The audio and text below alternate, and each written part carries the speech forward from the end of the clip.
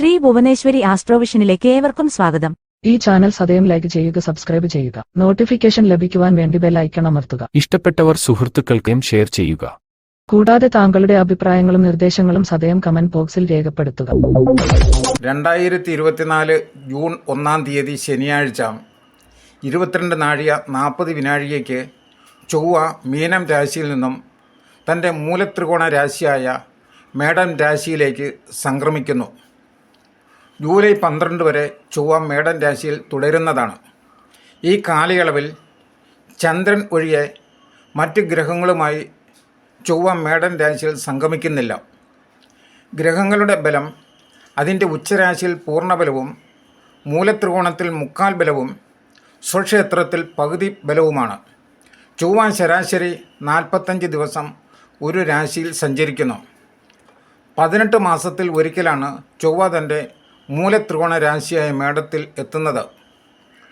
ചൊവ്വയുടെ കാരകധർമ്മങ്ങളിൽ ഭൂമി സംബന്ധിച്ചുള്ളവ അഗ്നി, പോലീസ്, പട്ടാളം, അഗ്നിശമനസേന എന്നീ വിഭാഗങ്ങൾ, അവയുമായി ബന്ധപ്പെട്ട് ജോലി ചെയ്യുന്നവർ, സഹോദരത്വം, ദേഹബലം, ധൈര്യം, സാഹസികത, മത്സരം, അധികാരം എന്നിവയും ഉൾപ്പെടുന്നു.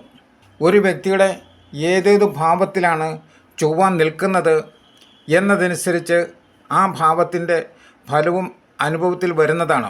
ഗോചരവശാൽ 3, 6, 11 എന്നീ 3 ഭാവങ്ങളിൽ സഞ്ചരിക്കുമ്പോൾ മാത്രമാണ് ചൊവ്വ ഏറ്റവും അനുകൂലമാകുന്നത്. അപ്രകാരം നോക്കിയാൽ മിഥുനം, വൃശ്ചികം, കുംഭം എന്നീ കൂറുകാർക്കാണ് മേടത്തിലെ ചൊവ്വ പൂർണ്ണ ഗുണാനുഭവങ്ങൾ പ്രദാനം ചെയ്യുന്നത്. ഏതു പാപഗ്രഹവും സ്വക്ഷേത്രത്തിൽ സഞ്ചരിക്കുമ്പോൾ ആ ഗ്രഹത്തിൻ്റെ ക്രൂരത കുറയുകയും ഗുണഭാവങ്ങൾ കൂടുകയും ചെയ്യും.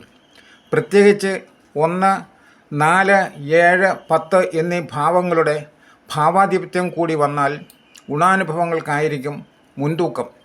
ഈ വസ്തുതകൾ മുൻനിർത്തി മേടം മുതൽ മീനം വരെയുള്ള 12 കൂറുകളിൽ ജനിച്ച അശ്വതി മുതൽ രേവതി വരെയുള്ള 27 നാളുകാർക്കും മേടത്തിലെ ചൊവ്വ നൽകുന്ന അനുഭവങ്ങൾ എന്താണ് എന്ന് പരിശോധിക്കുന്നത്. അശ്വതി, ഭരണി, കാർത്തിക ആദ്യ കാൽഭാഗവും അടങ്ങിയ മേടക്കൂറുകാർക്ക് ഈ കൂറിൻ്റെ അധിപനാണ് ചൊവ്വ. കൂറിൻ്റെ അധിപനായ ഗ്രഹം മൂലത്രികോണത്തിലെത്തുന്നത് സ്വാഭാവികമായും ആ കൂറിൽ ജനിച്ചവർക്ക് ഗുണകരമാകും. പലതരം നേട്ടങ്ങൾ പ്രതീക്ഷിക്കാവുന്ന കാലമായിരിക്കും. ആത്മവിശ്വാസം വർദ്ധിക്കും. വ്യക്തിപരമായും കർമ്മരംഗത്തും ശോഭിക്കാൻ കഴിയും. സമൂഹത്തിൻ്റെ ആദരവും അംഗീകാരവും ലഭിക്കും. പൊതുപ്രവർത്തകർക്ക് എതിർപ്പുകളെ അതിജീവിച്ച് മുന്നേറാൻ കഴിയും. നേതൃപദവി ലഭിക്കുന്നതാണ്. മത്സരങ്ങളിൽ മുന്നേറ്റം ഉണ്ടാകും. യാത്രകൾ കൊണ്ട് പ്രയോജനം ലഭിക്കും. വിദ്യാർത്ഥികൾക്ക് വിദേശത്ത് ഉന്നത പഠനത്തിന് അവസരം സിദ്ധിക്കും. തൊഴിൽ അന്വേഷകർക്ക് നല്ല അവസരങ്ങൾ വന്നു ചേരും. അവസരങ്ങൾ ബുദ്ധിപൂർവ്വം പ്രയോജനപ്പെടുത്താൻ കഴിയും. കാർത്തിക മുക്കാൽ ഭാഗവും രോഹിണിയും മകയിരം ആദ്യ പകുതിയും അടങ്ങിയ ഇടവക്കൂറുകാർക്ക് ചൊവ്വ 12ാം ഭാവത്തിലാണ് സഞ്ചരിക്കുന്നത്. ചെലവ് കൂടുന്നതായി അനുഭവപ്പെടും. പക്ഷേ അത് പ്രയോജനമുള്ള കാര്യങ്ങൾക്കാവും ചെലവഴിക്കുക. കുടുംബാംഗങ്ങളുടെ, പ്രത്യേകിച്ച് പങ്കാളിയുടെ സഹകരണം ലഭിക്കും. ദുർഘടങ്ങളെ സാഹസികമായി മറികടക്കുന്നതാണ്. തൊഴിൽ രംഗത്ത് ഉണർവും ഉയർച്ചയും ഉണ്ടാകും. കച്ചവടം വിപുലീകരിക്കാൻ സാധിക്കും. കച്ചവട സ്ഥലം വാങ്ങാനുള്ള ശ്രമങ്ങൾ വിജയിക്കുന്നതാണ്. തൊഴിൽ തേടുന്നവർക്ക് പ്രതീക്ഷിച്ച വിധത്തിലുള്ള അവസരങ്ങൾ തുറന്നു കിട്ടും. ഉദ്യോഗസ്ഥർക്ക് ഉയർച്ചയ്ക്കുള്ള വഴി തെളിയുന്നതാണ്. യാത്രകൾ കൊണ്ട് ഗുണമുണ്ടാകും. അന്യനാട്ടിൽ കഴിയുന്നവർക്ക് ജോലിയിൽ ഉയർച്ച ലഭിക്കും.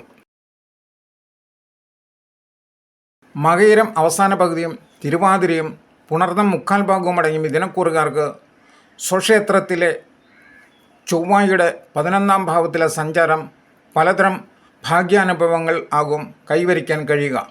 സാമ്പത്തിക സ്ഥിതിയിൽ ഉയർച്ച ഉണ്ടാകും. വിദ്യാഭ്യാസത്തിൽ മികവ് പുലർത്തും. കുടുംബാന്തരീക്ഷം ഐശ്വര്യപൂർണ്ണമാകും. തൊഴിൽ മേഖലയിൽ അംഗീകാരം വർദ്ധിക്കും. സംരംഭങ്ങളിൽ നിന്നും ആദായമുണ്ടാകും. പിതാവിൻ്റെ പദവിയിലും തൊഴിലിലും ഉയർച്ച ഉണ്ടാകും. ആരോഗ്യസ്ഥിതി മെച്ചപ്പെടുന്നതാണ്. പിതൃസ്വത്തിൽ അനുകൂല വിധിയുണ്ടാകും. അവകാശം ലഭിക്കുകയും ചെയ്യും. വസ്തു വാങ്ങാനുള്ള ശ്രമം വിജയത്തിലെത്തും. കടബാധ്യതകളാൽ വലയുന്നവർക്ക് അതിൽ നിന്നുള്ള മോചനത്തിലുള്ള വഴി തെളിയുന്നതാണ്. മത്സരങ്ങളിൽ വിജയിക്കും. സഹോദര സ്നേഹം വർദ്ധിക്കും. സ്ഥാനമാനങ്ങൾ തേടിവരും. ദേഹസുഖവും ഭോഗസുഖവും പ്രതീക്ഷിക്കാവുന്നതാണ്. പുണർദം അവസാന കാൽഭാഗവും പൂയവും ആയില്യവും അടങ്ങിയ കർക്കിടക കൂറുകാർക്ക് ചൊവ്വ 10ാം ഭാവത്തിൽ വരുമ്പോൾ വ്യക്തിപരമായും കർമ്മപരമായും സമ്മർദ്ദങ്ങളെ നേരിടേണ്ടി വരുന്നതാണ്. കായിക അധ്വാനം വർദ്ധിക്കും. വീഴ്ച മൂലമോ അപകടം മൂലമോ മുറിവിനുള്ള സാധ്യതയുണ്ട്. അതുകൊണ്ട് എല്ലാ കാര്യങ്ങളിലും നല്ല ശ്രദ്ധ വേണം. അപ്രസക്തമായ കാര്യങ്ങൾക്കായി ഊർജവും സമയവും ചെലവഴിക്കും. ചെറിയ നേട്ടങ്ങൾക്ക് കൂടുതൽ അധ്വാനിക്കേണ്ട സ്ഥിതിയാണ്. സന്താനങ്ങളിൽ നിന്നും സാമ്പത്തികമായി സഹായം ലഭിക്കും. വസ്ത്രം, പാരിതോഷികം എന്നിവ ലഭിക്കാനും സാധ്യതയുണ്ട്. രാഷ്ട്രീയ രംഗത്തുള്ളവർ വിവാദങ്ങളിൽ സജീവ സാന്നിധ്യമാകും. സ്വന്തം കാര്യം വിസ്മരിച്ചും അന്യർക്കായി പ്രവർത്തിക്കും. 10ാം ഭാവാധിപത്യം കൂടി ചൊവ്വയ്ക്ക് ഉള്ളതിനാൽ കർമ്മരംഗത്ത് പുരോഗതി ഉണ്ടാകും. മകവും പൂരവും ഉത്രം ആദ്യ കാൽഭാഗവും അടങ്ങിയ ചിങ്ങക്കൂറുകാർക്ക് 4ാം ഭാവാധിപനായ ചൊവ്വ സ്വക്ഷേത്രത്തിൽ ഭാഗ്യസ്ഥാനത്ത് വന്നിരിക്കുന്നതിനാൽ ഭാഗ്യാനുഭവങ്ങൾ ഉണ്ടാകും. മാതാവിൽ നിന്നും ഗുണാനുഭവങ്ങൾ പ്രതീക്ഷിക്കാം.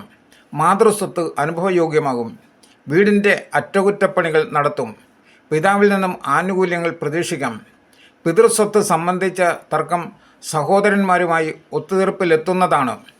ഭൂമി വാങ്ങാനോ വിൽക്കാനോ ആഗ്രഹിക്കുന്നവർക്ക് അതിനുള്ള അവസരം വന്നുചേരും. വിദേശത്തുള്ളവരിൽ നിന്ന് സഹായം പ്രതീക്ഷിക്കാം. ആത്മീയ യാത്രകൾക്ക് അവസരങ്ങൾ ഉണ്ടാകുന്നതാണ്. ഉത്രം 3/4 ഭാഗവും അത്തവും ചിത്തിര ആദ്യ പകുതിയും അടങ്ങിയ കന്നിക്കൂറുകാർക്ക് 8ാം ഭാവത്തിലെ ചൊവ്വയുടെ സ്ഥിതി പ്രതികൂല ഭാവമാണെങ്കിലും സ്വക്ഷേത്രത്തിൽ ആയതുകൊണ്ട് ദോഷങ്ങൾ കുറയും. താൽക്കാലികമായ ചില ക്ലേശങ്ങൾക്ക് മാത്രം കാരണമായേക്കാം. ശത്രുക്കളുടെ ഭാഗത്തുനിന്നും ഭീഷണികൾ നേരിടേണ്ടി വരും. രക്തസമ്മർദ്ദാദി രോഗങ്ങൾ വർദ്ധിക്കാനിടയുണ്ട്. കടം വാങ്ങി കടം വീട്ടാനുള്ള ശ്രമം നടത്തുന്നതാണ്. ഭൂമി സംബന്ധിച്ച ചില തർക്കങ്ങൾക്കും സാധ്യത കാണുന്നുണ്ട്. വ്യവഹാരങ്ങൾ ഉണ്ടായേക്കാം. എന്നാൽ കൃഷിയിലും കച്ചവടത്തിലും ലാഭമുണ്ടാകും. ചടുലമായ നീക്കങ്ങളിലൂടെ നേട്ടങ്ങൾ കൈവരിക്കും. ഇൻഷുറൻസ് മുഖേന കിട്ടാനുള്ള പണം ലഭിക്കും. ഭൂമിയോ സ്വർണമോ പണയപ്പെടുത്തി സാമ്പത്തിക പ്രശ്നം പരിഹരിക്കും. സഹോദരന്മാരുടെ സഹായം ലഭിക്കും. ചിത്തിര 2ാം പകുതിയും ചോദ്യം വിശാഖം 3/4 ഭാഗവും അടങ്ങിയ തുലാക്കൂറുകാർക്ക് 7ാം ഭാവത്തിലാണ് ചൊവ്വയുടെ സഞ്ചാരം. സന്താനങ്ങളുടെ കാര്യത്തിൽ ഗുണാനുഭവങ്ങൾ ഉണ്ടാകും. അവരുടെ പഠനം, വിവാഹം മുതലായവ കാര്യങ്ങളിൽ അനുകൂല തീരുമാനങ്ങൾ ഉണ്ടാകും. തൊഴിൽ രംഗത്ത് ആലസ്യം നീങ്ങുന്നതാണ്. ഉദ്യോഗാർത്ഥികൾക്ക് അനുകൂലമായ അവസരങ്ങൾ ലഭിക്കുന്നതാണ്. ബിസിനസ് വിപുലീകരിക്കാനുള്ള ശ്രമങ്ങൾ വിജയിച്ചേക്കും. വായ്പകൾ വേഗത്തിൽ ലഭിക്കുന്നതാണ്. ഉദ്യോഗസ്ഥർക്ക് സ്ഥാനക്കയറ്റമോ പുതിയ ചുമതലകളോ വേതനത്തിൽ വർധനവോ ഉണ്ടാകും. കമിതാക്കൾക്ക് അനുകൂലമായ കാലമല്ല. ദമ്പതികൾക്കിടയിൽ അഭിപ്രായ വ്യത്യാസം ഉടലെടുത്തേക്കാം. കൂട്ടുകച്ചവടത്തിൽ നിന്നും ചിലപ്പോൾ പിന്മാറിയേക്കും. യാത്രകളിൽ നിന്നും പ്രതീക്ഷിച്ച നേട്ടം ലഭിക്കണമെന്നില്ല. മറ്റുള്ളവരെ ഉപദേശിക്കാൻ താല്പര്യം കൂടും. അഭിപ്രായങ്ങൾ മറ്റുള്ളവരാൽ ശ്രദ്ധിക്കപ്പെടും. വിശാഖം അവസാന കാൽഭാഗവും അനിഴവും തൃക്കേട്ടയും അടങ്ങിയ വൃശ്ചികക്കൂറുകാർക്ക് ചൊവ്വ 6ാം ഭാവത്തിൽ സ്വക്ഷേത്രത്തിൽ സഞ്ചരിക്കുകയാൽ ആത്മശക്തി വർദ്ധിക്കും. പ്രശ്നങ്ങളെ ധൈര്യപൂർവ്വം നേരിടാൻ കഴിയും. ശത്രുക്കളുടെ പ്രവർത്തനങ്ങളെ പ്രതിരോധിക്കും. ഭൂമി വാങ്ങുന്നതിനോ പുതിയ വീട് വാങ്ങുന്നതിനോ നിർമ്മിക്കുന്നതിനോ അനുകൂല സമയമാണ്. പുതിയ വാഹനം വാങ്ങാൻ ആഗ്രഹിക്കുന്നവർക്ക് അതിനുള്ള അവസരം വന്നുചേരും. കൃഷിയിൽ ഏർപ്പെട്ടിട്ടുള്ളവർക്ക് സർക്കാരിൽ നിന്നുള്ള ധനം ലഭിച്ചേക്കും. മാതാപിതാക്കളുടെ ആരോഗ്യസ്ഥിതി മെച്ചപ്പെടുന്നതാണ്. പിണങ്ങി നിൽക്കുന്നവർ സ്വന്തം വീട്ടിൽ മടങ്ങിയെത്തും. കുടുംബബന്ധം കൂടുതൽ സ്നേഹപൂർണ്ണമാകും. വിദ്യാർത്ഥികൾക്ക് ഉപരിപഠനത്തിന് അവസരം ലഭിക്കും. കടബാധ്യതകൾ പരിഹരിക്കാൻ വഴി തെളിയുന്നതാണ്. കൂടുതൽ ഭാഗ്യാനുഭവങ്ങൾ പ്രതീക്ഷിക്കാം. മൂലവും പൂരാടവും ഉത്രാടം ആദ്യ കാൽഭാഗവും അടങ്ങിയ ധനുക്കൂറുകാർക്ക് 5ാം ഭാവത്തിൽ സഞ്ചരിക്കുന്നതിനാൽ സന്താനങ്ങളെ സംബന്ധിച്ച ചില പ്രശ്നങ്ങൾക്ക് പരിഹാരം കാണാനാകും. സാങ്കേതിക കാര്യങ്ങളിൽ നല്ല ഉപദേശം ലഭിക്കും. തത്സംബന്ധമായി വിജ്ഞാനം നേടാനും കഴിയുന്നതാണ്. ഉന്നതരുടെ സഹായം വലിയൊരു കൈത്താങ്ങാകും. സഹോദരന്മാരുമായുള്ള അനൈക്യത്തിന് പരിഹാരം സിദ്ധിച്ചേക്കും. കിടപ്പ് രോഗികൾക്ക് ആശ്വാസമുണ്ടാകും. കള്ളക്കേസിൽ പെട്ടുപോയവർക്ക് മോചനം ലഭിക്കും. തടസ്സപ്പെട്ട സമ്പാദ്യങ്ങൾ അനുഭവയോഗ്യമാകും. സാഹിത്യകാരന്മാർക്ക് അംഗീകാരം തേടിവരും. ചെറിയ ആരോഗ്യ പ്രശ്നങ്ങൾ ഉണ്ടായേക്കാം. വൈദ്യസഹായം സമയോചിതമായി തേടാൻ മടി കാണിക്കരുത്. ഉത്രാടം മുക്കാൽ ഭാഗവും തിരുവോണവും അവിട്ടം ആദ്യ പകുതിയും അടങ്ങിയ മകരക്കൂറുകാർക്ക് ചൊവ്വ സ്വക്ഷേത്രത്തിൽ 4-ാം ഭാവത്തിൽ സഞ്ചരിക്കുന്നതുമൂലം മനസ്സുഖം അനുഭവപ്പെടും. മാതാവിൽ നിന്ന് കൂടുതലായി ആനുകൂല്യങ്ങൾ ലഭിക്കും. മനസ്സിനെ വിഷമിപ്പിച്ചുകൊണ്ടിരിക്കുന്ന കാര്യങ്ങൾക്ക് പരിഹാരം കാണാനാകും. ബന്ധുക്കൾ പിണക്കം തീർന്ന് ഇണക്കത്തിലാകും. ദമ്പതികൾ തമ്മിലെ പ്രശ്നങ്ങൾ ഒട്ടൊക്കെ പരിഹരിക്കാനാകും. പങ്കാളിത്തത്തോടെ പുതിയ ബിസിനസ് തുടങ്ങാനുള്ള ശ്രമം വിജയിക്കും. വിദേശത്ത് പോകുവാൻ ആഗ്രഹിക്കുന്നവർക്ക് അവസരം വന്നു ചേരും. അതിരുതർക്കവും അയൽക്കാരുമായുള്ള വഴക്കുകളും രമ്യതയിലാകും. ധനവരവിൽ വർധനവുണ്ടാകും. ഉദ്യോഗസ്ഥർക്ക് പലവിധത്തിൽ ഉയർച്ച ഉണ്ടാകുന്നതാണ്. സുഹൃത്തുക്കളുമായി ചേർന്ന് ദീർഘയാത്രയ്ക്കുള്ള അവസരങ്ങൾ ഉണ്ടാകും. പുതിയ സംരംഭങ്ങൾക്ക് തുടക്കം കുറിക്കാനും സാധ്യതയുണ്ട്. അവിട്ടം അവസാന പകുതിയും ചതയവും പൂരൂരട്ടാതി മുക്കാൽ ഭാഗവും അടങ്ങിയ കുംഭക്കൂറുകാർക്ക് ചൊവ്വ അനുകൂല ഭാവമായ 3-ാം ഭാവത്തിലാണ് സഞ്ചരിക്കുന്നത്. ഇഷ്ടകാര്യങ്ങൾ തടസ്സമില്ലാതെ നടക്കും. സമൂഹത്തിലെ പ്രധാനപ്പെട്ട വ്യക്തികളുടെ പിന്തുണ നേടാനാവുന്നതാണ്. തൊഴിൽ മേഖലയിൽ വരുമാനം വർദ്ധിക്കും. ഉദ്യോഗത്തിൽ ഉയർച്ചയുണ്ടാകും. ആജ്ഞാശക്തിയും ക്രിയാശക്തിയും വർദ്ധിക്കും. ദുർഘട പ്രശ്നങ്ങളെ കുരുക്കഴിച്ച് മുന്നേറാനാകും. ഗവേഷണ രംഗത്തെ നൈപുണ്യം പ്രശംസിക്കപ്പെടും. ഗാർഹിക ജീവിതത്തിൽ സുഖവും സംതൃപ്തിയും ലഭിക്കും. പൊതുപ്രവർത്തനത്തിലെ അജയ്യത തുടരും. കിടപ്പ് രോഗികൾക്ക് ആശ്വാസമുണ്ടാകും. പല വഴികളിലൂടെ വരുമാനം വന്നെത്തുന്നതാണ്. ഭാവിക്ക് പ്രയോജനമുള്ള കാര്യങ്ങൾ ചെയ്യാൻ സാധിക്കും. പൂരൂരട്ടാതി അവസാന കാൽഭാഗവും ഉത്രട്ടാതിയും രേവതിയും അടങ്ങിയ മീനക്കൂറുകാർക്ക് 2-ാം ഭാവത്തിൽ ചൊവ്വ സ്വക്ഷേത്രത്തിൽ എത്തുകയാൽ കുടുംബസൗഖ്യം ലഭിക്കുന്നതാണ്. ഇഷ്ടാനിഷ്ടങ്ങൾ മുഖത്തു നോക്കി പറയുവാൻ മടിക്കില്ല. ഉന്നതരുടെ മനസാക്ഷി സൂക്ഷിപ്പുകാരാകും. ബിസിനസ്സിൽ ആശാവഹമായ പുരോഗതി ദൃശ്യമാകുന്നതാണ്. വിലയേറിയ ഇലക്ട്രോണിക് ഉപകരണങ്ങളും ആഡംബര വസ്തുക്കളും വാങ്ങും. ഉപജാപങ്ങളെ തിരിച്ചറിയും. ഗൃഹനിർമ്മാണം പൂർത്തീകരിക്കും. ഉദ്യോഗത്തിനായുള്ള പരീക്ഷകളിലും ഇൻ്റർവ്യൂകളിലും തിളങ്ങാൻ കഴിയും. നിക്ഷേപങ്ങളിൽ നിന്നും വരുമാനം വർദ്ധിക്കുന്നതാണ്. പുതിയ ഏജൻസികൾ ഏറ്റെടുക്കുവാനുള്ള ശ്രമം ഫലവത്താവും. ശ്രീ ഭുവനേശ്വരി ആസ്ട്രോവിഷന്റെ ഈ ജ്യോതിഷ പ്രവചനം മുഴുവൻ സമയവും ശ്രദ്ധിച്ചിരുന്ന നിങ്ങൾക്കോരോരുത്തർക്കും ഞങ്ങളുടെ നന്ദി. തുടർന്നും ഇവ ലഭിക്കുവാനായി സദയം സബ്സ്ക്രൈബ് ചെയ്യും.